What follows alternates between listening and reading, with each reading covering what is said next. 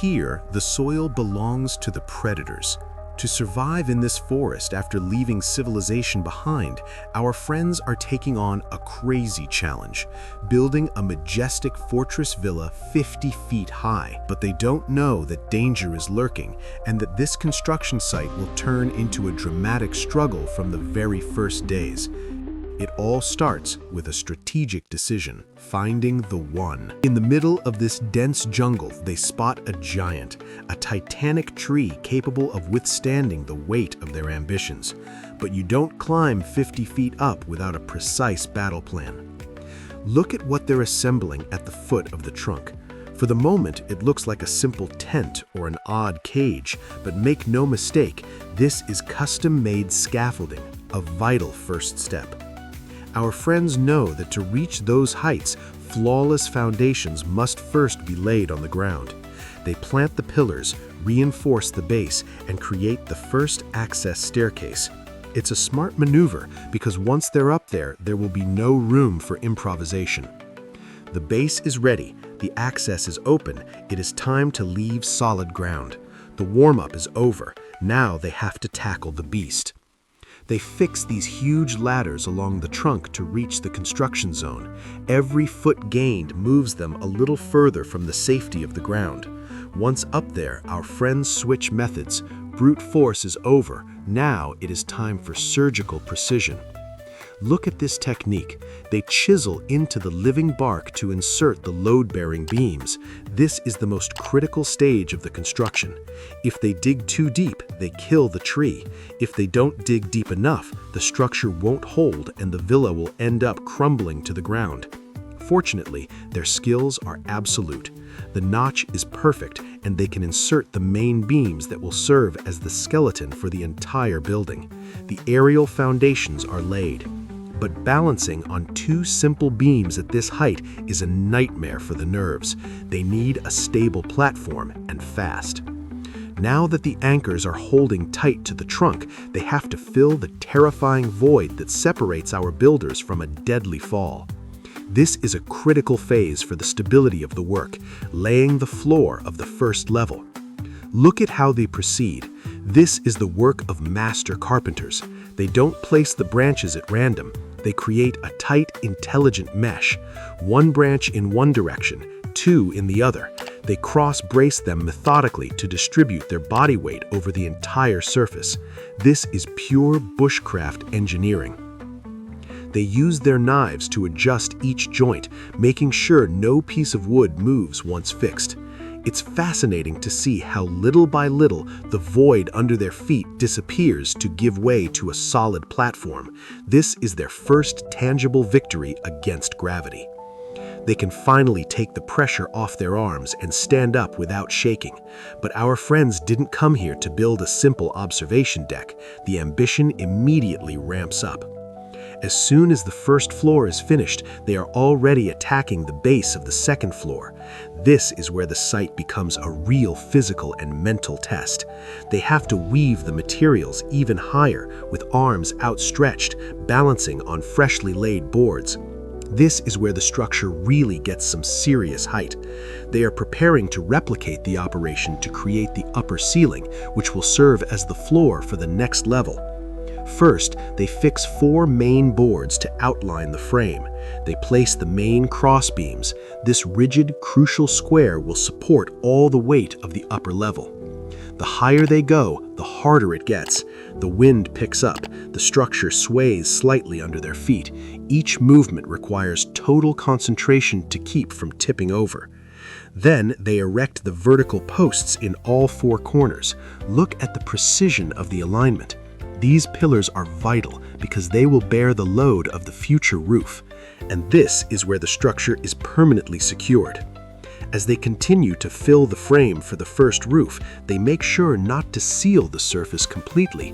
Is this a mistake in the rain? Absolutely not. This is a calculated technical move. They deliberately leave an open gap, an empty rectangular space, which will be the essential access point connecting the different levels. Without wasting a moment, they begin to build the staircase in this dedicated space. This is a turning point for comfort on the site. It is no longer a matter of weaving overhead like acrobats. They assemble the pillars and fix the steps one by one to create a seamless connection between the first and second floors. Moving between floors finally becomes civilized and much less exhausting. But safety remains the absolute priority. They immediately return to the corridor to secure it. They lay joint boards to fill the slightest gaps in the floor. Now they can move quickly through the walkways without the constant fear of stepping through the structure and falling. The ascent continues unrelentingly toward the sky.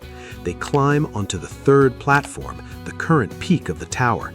They fix the high structures and the crossbeams of the top floor, locking the frame at the summit. This is the preparation for the support that will soon hold the final roof covering the whole thing. Now that the skeleton is stable, it must be enclosed and protected. They begin to erect the sidewalls with vertical wooden boards, closing up the box to cut off the wind. But observe the intelligence of their design. They don't build a solid blind wall to lock themselves in darkness. They deliberately leave halfway up in certain areas, leaving large, empty, rectangular spaces. They are already anticipating the precise location of the future windows so that natural light can flood the living room. The main skeleton is finished, but to dress this tower and make it habitable, they need to switch materials. They go deep into the dense forest to locate and cut dozens of bamboo stems. They harvest a real natural reserve. This is the green steel of the jungle. Light, flexible, and impenetrable, it is the perfect material for what comes next. They stack the slabs, ready to be hoisted to the sky for the next stage of construction. They haul the heavy slabs to the top, and the transformation begins immediately, without losing a second. They start to fill in the main roof. This time, the raw, heavy wood slabs are replaced by the lightness of bamboo. They align the stems, tightened against each other on the frame, fixing them with precision. It is this green shield that will finally make the house watertight and protect their precious work from the torrential rains that can batter the canopy at any time. Now that the roof protects them, they start finishing the sidewalls to seal up the structure.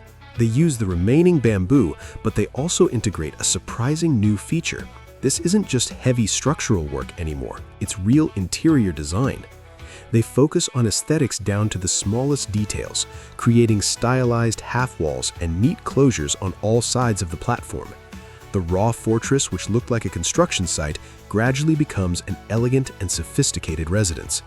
But the detail that changes everything happens now.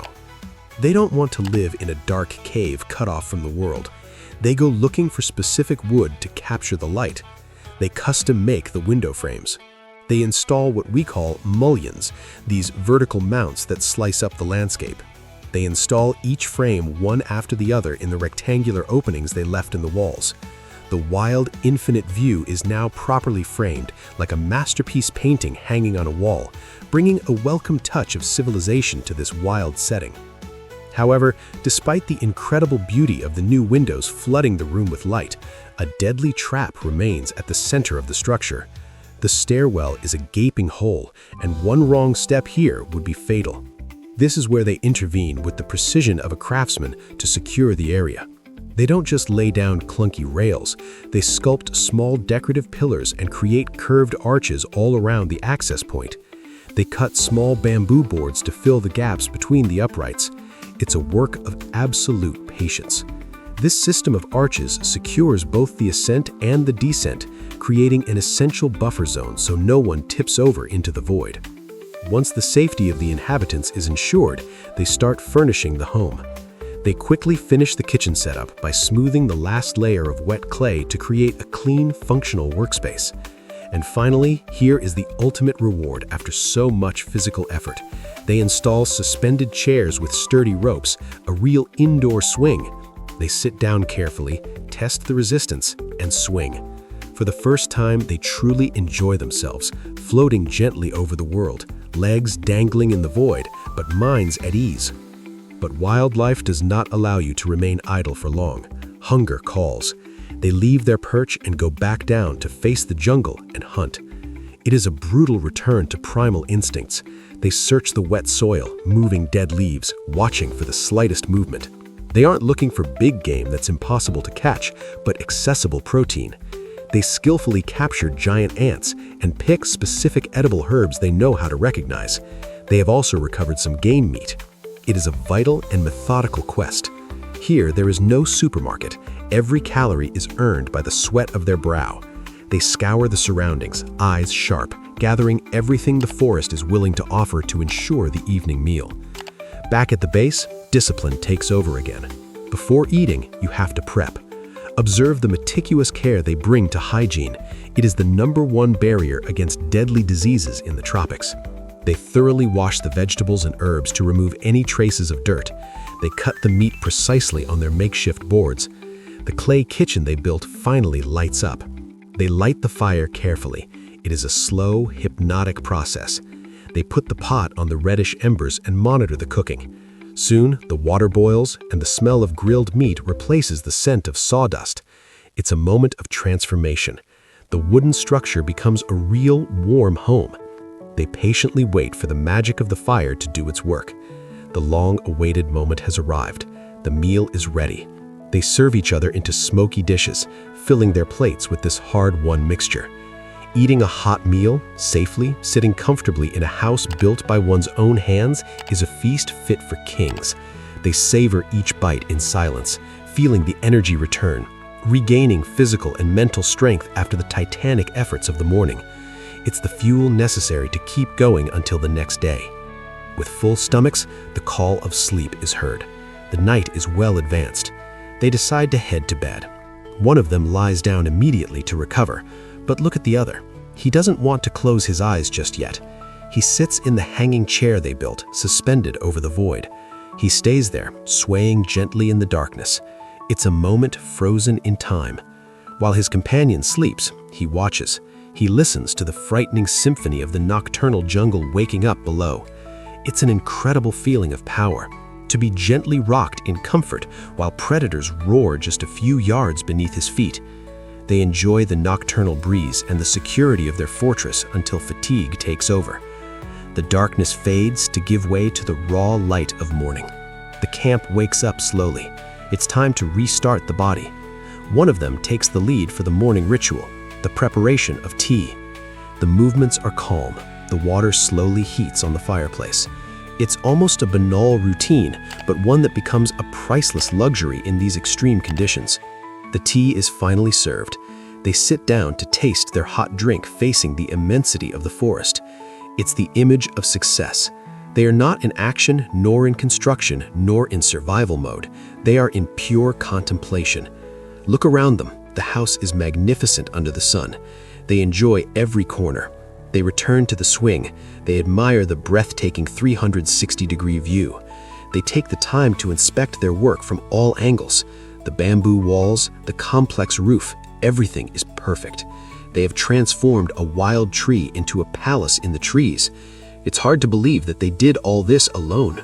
They enjoy this moment of total freedom, perched on their throne. The challenge is complete. They have built their dream.